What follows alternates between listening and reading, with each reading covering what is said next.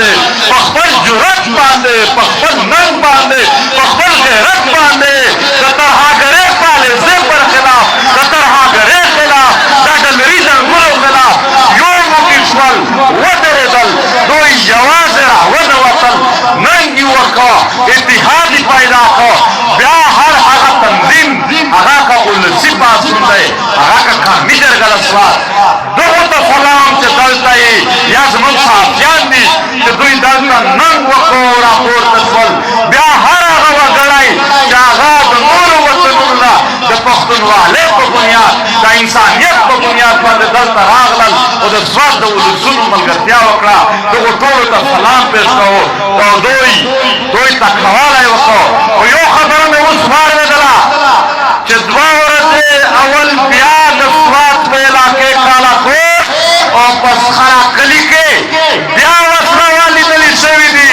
شیر نو ډرامې یې شروع کړي دي وایي چې ووتل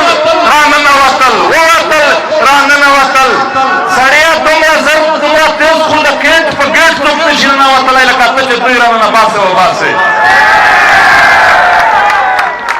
دا د دغې پر خلاف چې کوم مزاحمت لګېدی زه د دغې مزاحمت دغې ولسي پاڅون ته او دغې مشرانو ته یو خبره کوم چې کله کله ډاکټر ته لاړ شي دوایي درکړي بیا خلک اکثر د دوایۍ د پوره استعمال نه اول ښه شي ټیک شي خو ډاکټر ورته وایي چې کورس به نه پرېږدې دوایي به تر اخره به جاري ساتئ ولسي پاڅون به جاري ساتئ مزاحمت به جاري ساتئ دغو خلکو ته ډالر به ختم شوي دي په هېڅ صورت دا خاوره نه پرېږدي چانس وهل غواړي کله مو په یو شي کې توجه بند کړي کله مو په بل شي کې توجه بند کړي چې هر چېرته مو هم دی توجه اړوي تاسو به خپله خاوره ته نظر ورړوئ چې نه هېڅ چانس نشي وهلی نور په دې خاوره ستا د ډالر د ګټلو په هره پالیسي به دا ولسونو په خپل مټونو بند کوي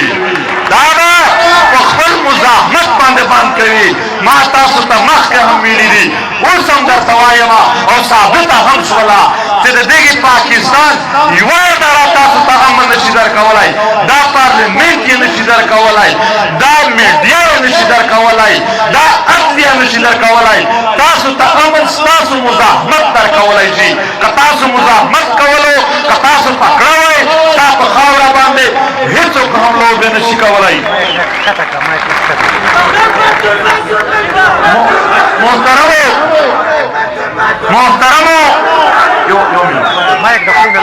محترمو دا دو نمبري دا منافقت ته وګورئ زه هېڅ په بد نیت نه وایم زه هېڅ په پیغور باندې نه وایم خو موجوده حکومت ته یا تېر حکومت و په دواړو کې چې پښتون وژلی شوی دی انصاف یې نه دی ورکړی خو په پنجاب کې چې څوک ووژل چې بیا جی آی ټي هم جوړوي بیا کمیشن هم جوړوي نه دا اوس حکومت نه تېر حکومت دا زه په بد نیت نه وایم دا زه دغه پالیسي درته ښایم چې څنګه دوی پښتانه د انصاف نه لرې ساتل غواړي او بیا دا خو پرېږده چې دی به نوی جنګ نشي کړلی دا د مشرانو په دې یو ټکي توجه غواړم ځوانانو خاموشئ دې خبره ته دا پرېږده چې دی به نوي ډالر نه وګټي تېر ډالر یې چې کوم ګټلي او خوړلي دي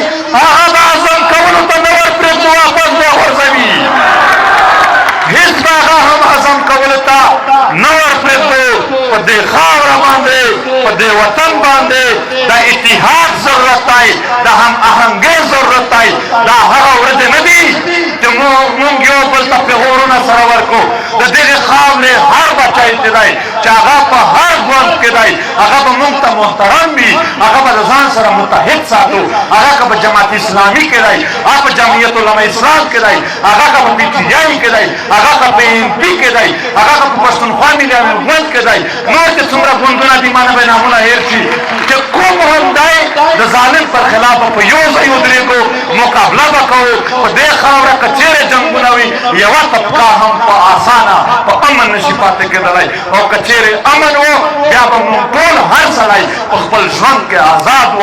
سوات تباه شو، یو ځل په جنګونو تباه شو، بیا په سیلابونو تباه شو. په کار خدا وه چې سوات کې ټیکس فري کړی وای چې دلته ټیکس څنګه واخلو، دا تباه شوی دی.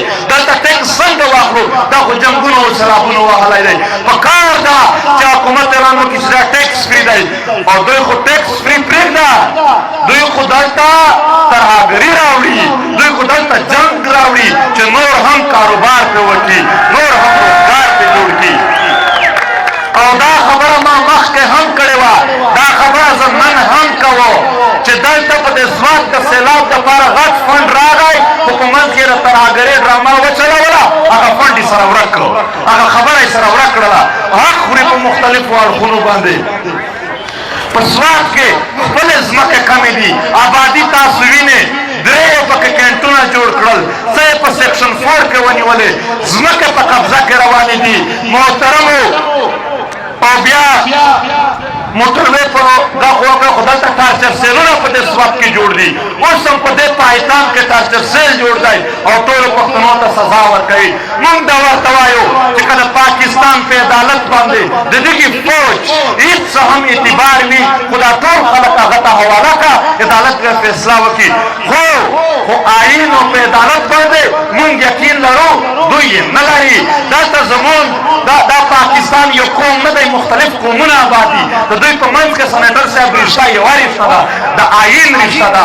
دوی د یو بل سره په آئین باندې تړل شوي دي. نو چې تا آئین مات کړلو، تا رشته ماته کړله.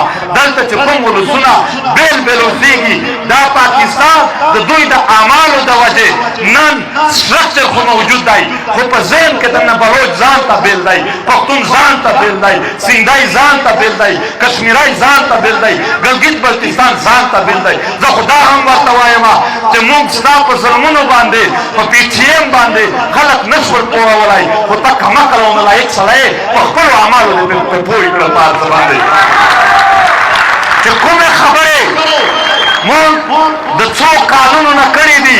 دا وړوکسري نن نه پرې پوهېږي، خو یوه ورځ به راشي چې داسې به پرې ووایي چې د ده به وس او طاقت هم ختم شوی وي، بیا به پوهېږي. نو لهذا ولسونه زور لري، ولسونه لري. خو دلته یوه خبره وشوله، ملګرو وویل چې ټوپک د زرګونو عربونه روپۍ خوري، د دېګې وطن غریب خلک خپل ټیکس ورکوي. ټوپک د ده سره دی، د ترهګرۍ پالیسي هم د ده ده. دا به دی بغیر ټوپک د ځان سره بند کړي، خپل مېلمانه دې د ځان سره خپل وساتي، زموږ په غرونو کې دی نه ساتي. جي ایچ کیو ډېر آباد ځای دی، څه کوي په غرونو خوا به دی وساتي. نو لهذا ټوپک پښتانه نه راخلي او که راخیستل یې دی به هم د دې وطن نه وځي. بیا چې په مسله په دې خاوره څوک هم موجود دی، بیا به یو هم نه وي دلته، بیا به په هر صورت کې وي. لہذا دوی بجټ د دې لپاره خوړلی دی. دویمه خبره کومه، دا خلک چې ټیکسونه ورکوي د څه دپاره یې ورکوي؟ د تحفظ دپاره، چې زما تحفظ وشي، زما تعلیم وي، زما صحت وي. او که ته دا هر څه نه پوره کوې، بیا به دا خلک اخر ټیکس بند کوي چې زه تا ته نور ټیکس نه شم درکولی، ځکه چې ته زما په ټیکس باندې ګولۍ وکړې، کارتوس وکړې، ټوپک وکړې، پېټرول وکړې، خپل هم او خپلې وسلوالو ډلو ته یې ورکړې او مات ته وژنې. نو آخر به بیا خلک دوی دې ته مجبوروي. محترمو دلته زموږ درنو ولسونو ډېرې ماته غره لژلي دي، خو زه صرف د آخري پیغام یو ځل شندمه، هر پښتون ته دا پیغام ورسوئ، تاسو یو تاریخي قوم یئ، تاسو یو اصلي قوم یئ، تاسو یو نسلي قوم یئ، تاسو د غلامۍ نه یئ قابل، مه منئ دا غلامي، مه منئ دا غلامي. نور بستا غلامی کوي، ته به یې نه کوې. دا فکر خور کوي، هم آهنګي پیدا کوي، د یو بل سره د مختلفو تنظیمونو خلک برداشت پیدا کوي. زه نامونه نشم اخیستی. سلیم خان ډېر عجیبه نامونه په لاهور کې واخیستل.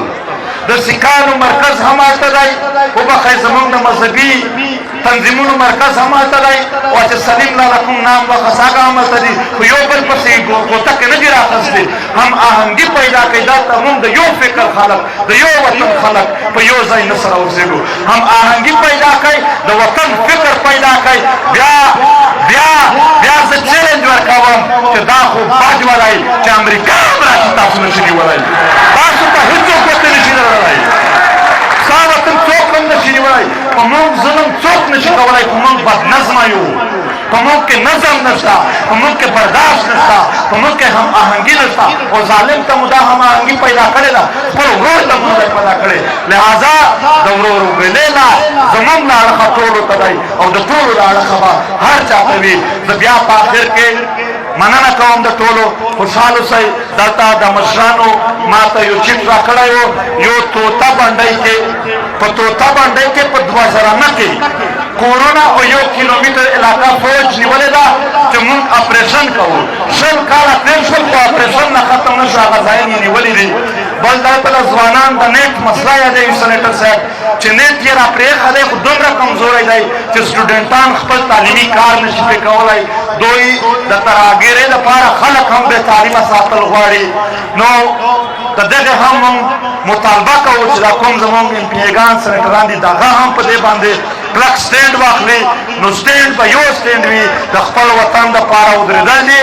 زه بیا هم دا وایم د ځواک ولسونه او دا ټول مشران یو ځل د خپل عزم، د خپل همت او د خپل جرأت مټونه داسې کوي، دا ټول یو ځل دا وکړئ ورته. نن الله بیخي داسې کوي. ډېر ښه خوشحال اوسئ. آخر چې کله هم یوازې سوات نه په پښتون وطن کې چاته هم سخته راغله، اټمي قوت نه چې په ډېره هم طاقتور وي، دا خلک به ورته ولاړ وي ورسره، د خپل ولس سره به کلک ودرېږو. په عام حالاتو کې موږ سوات ته کم راغلي یو، خو چې کله حالات خراب شول په سوات په ولسونو باندې بیا تر ټولو کلک ورسره ودرېدلی.